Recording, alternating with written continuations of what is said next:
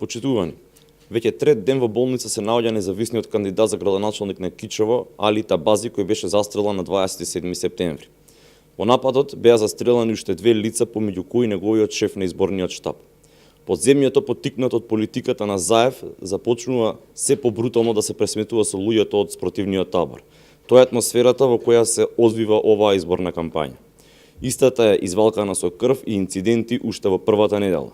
Престрелки и повредени се бројат после само неколку дена кампања.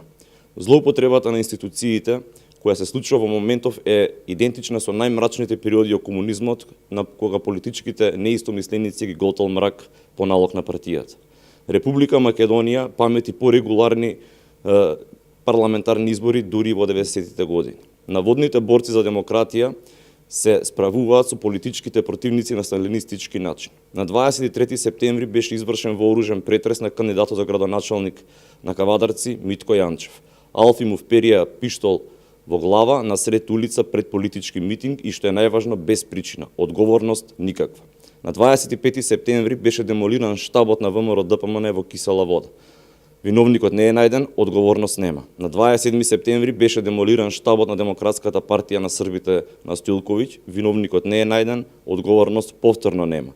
За сите овие инциденти институциите молчат. Злоупотребата на институциите оди дотаму што во рок од еден месец се поднесува кривични пријави за 7 градоначалници и кандидати за градоначалници. Ваква политичка хајка од толкави размери не била забележана ниту во најмрачните режими од минатиот век.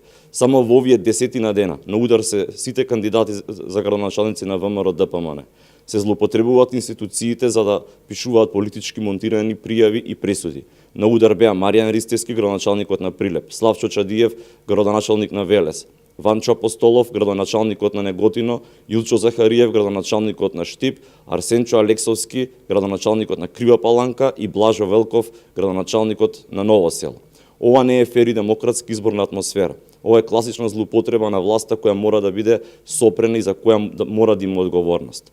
Демонстрацијата на сила, беззаконието, самоволието и владењето на подземјето ВМРО ДПМН ќе го прекине после 15 октомври, кога ќе се случи падот на оваа нелегална и недемократска власт.